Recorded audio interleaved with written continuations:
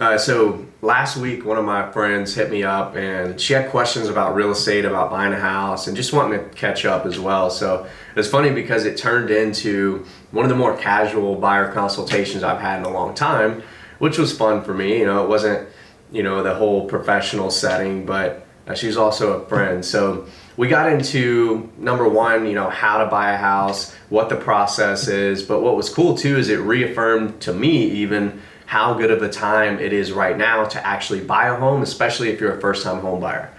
So her main questions were, really she left it was a pretty clean slate. She's like, what do I do? How do I get started? What's the process? So what I told her was, and I try to make it very, very simple, because when you're a first-time home buyer and you're trying to get the process started and you have no idea where to start, number one, you got to know your numbers. So that's what I went through with her is number one, how much does it cost to buy a home?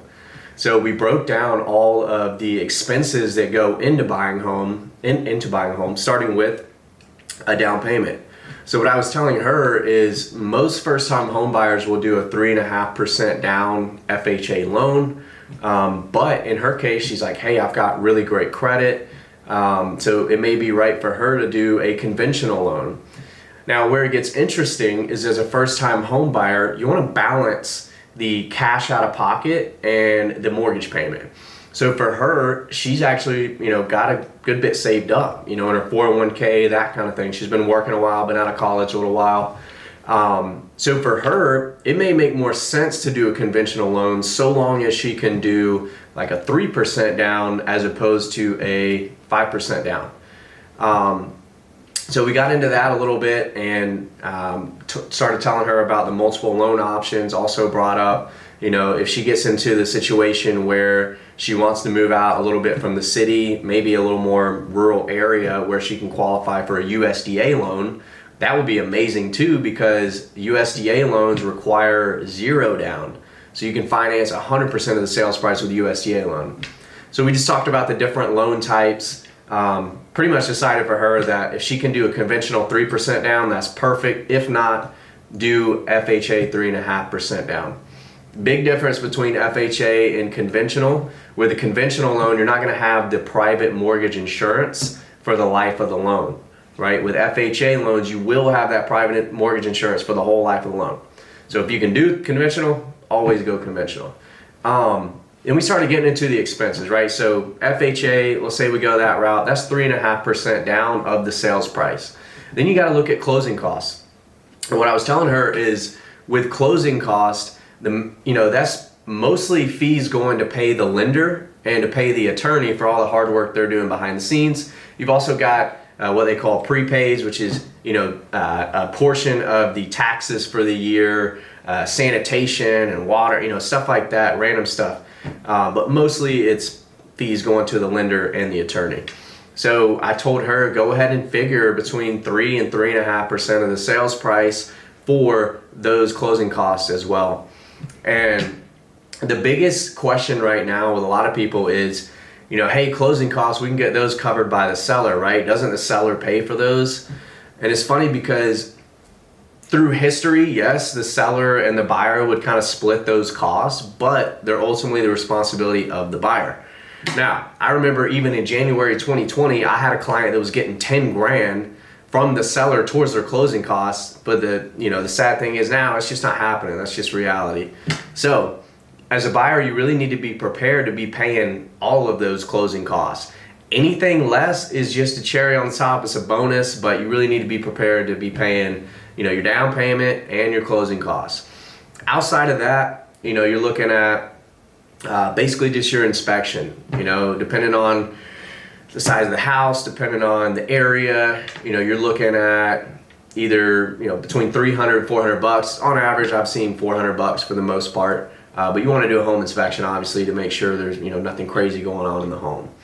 So once we got through expenses, she realized like, hey, buying a home is actually a lot less than I thought. And that's what's interesting with first-time home buyers. There's two types. They either think buying a home takes zero money, or they think buying a home takes like some astronomical number. So in her case, we actually worked the numbers and she felt like this huge sense of confidence, which was awesome to see. I could see it just kind of click. And she's like, man, I'm good with the numbers. So what's the next step? So I told her, now that we know the next step and we've got clarity on the numbers, we need to go ahead and get the financing started. So go ahead and talk to a lender. It's not sexy, it's not fun, it's not looking at homes, but it is obviously very important part of the process if you're going to be financing.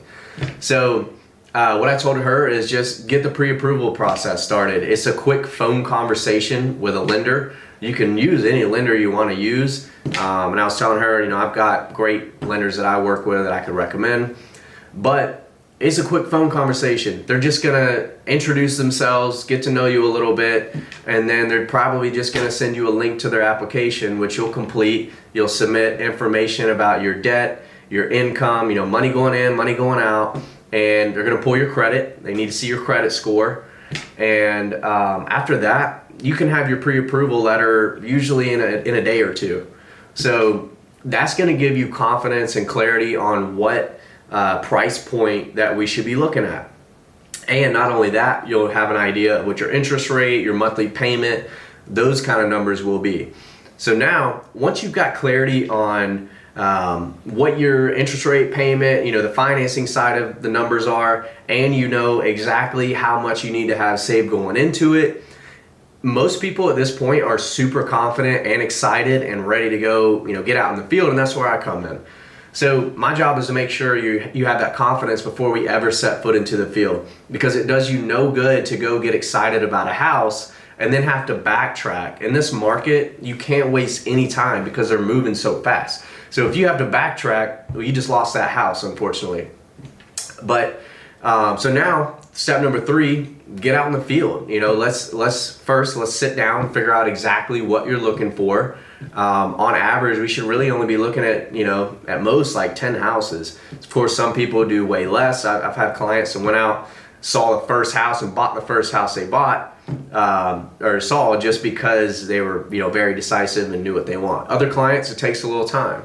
But on average, 6 to 10 houses if we do a good job up front in figuring, writing down exactly what you want. So after we do that, we'll get out in the field. From there, it's all about having a clean, aggressive offer. We're in a market right now where things are still going very quick. The craziest thing that I've seen just in the last month or so is on Christmas Day. I had a client where, we thought we were going to be, clever and get out in the field and submit an offer on Christmas Day because we figured everybody else would be asleep or, with family and stuff like that. Well, what we found out was, thanks to the market, there were still 8 offers on a house that we had looked at on Christmas Day. So it's only going to get crazier as we get into the year, especially as we approach the spring and summer seasons, right?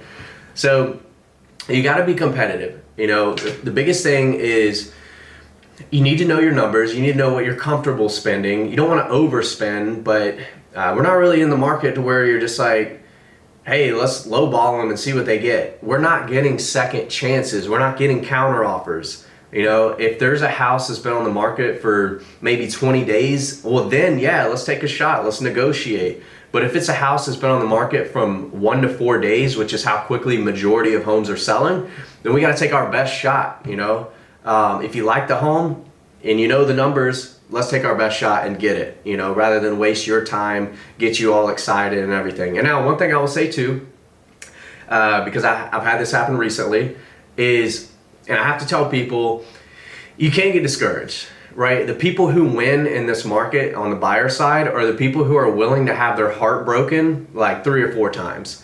Okay, that's obviously a worst case scenario, but you got to be willing to go through that pain in the very beginning, or else you're just going to get frustrated after you don't get the first one. So, and this is saying like I know what I'm doing, like I know how to make competitive offers. It's just tough out there, so you can't get discouraged. People who win are willing to have their heart broke 3 or 4 times before they get the one. And oftentimes, I've seen it so many times where sometimes you think that first house is amazing and you don't get it, and I believe everything happens for a reason, and then we end up going and finding a better one anyways. So once we went through all of this stuff, it was very cool to see how her confidence just exploded, and she was all of a sudden very excited. And her main driver in this whole conversation was she lives in an apartment complex in Sandy Springs, and I think she said she'd been paying like $1,500 a month, something like that. And the entire complex, they're going in and renovating everything. And when I say renovating, they're adding in cheap flooring. They're swapping out the old carpet for cheap flooring. They're painting a little bit. I think she said some of them, they may have been adding countertops. Depending on whether or not they were adding countertops, the new price, whether you like it or not, her rent was going to $1,700 a month. And the units with countertops, I think she said, were $1,800 a month. Like, whether the tenants like it or not, rent is going up. So she's looking at it as, hey, this is crazy. You know, I could be in a really nice place for $1,600 a month, and it's my property, and I'm paying down the mortgage, and I'm building up equity in the home. I truly believe Metro Atlanta is one of the best cities for appreciation in the next coming years, because you got to think about how much room we have to grow and how many people are moving down here from New York and California and New Jersey and all over the place because they see our cost of living down here. I don't think it's always going to be that way. At some point, our cost of living is going to be much higher just because of supply and demand, because of all the people that have moved down here. So anyways, she's looking at it as, hey, rent's getting real expensive. This makes more sense to me to have ownership in a property. And after we broke down all those numbers, now she's super confident in actually going out and executing that, and I can't wait to do it with her.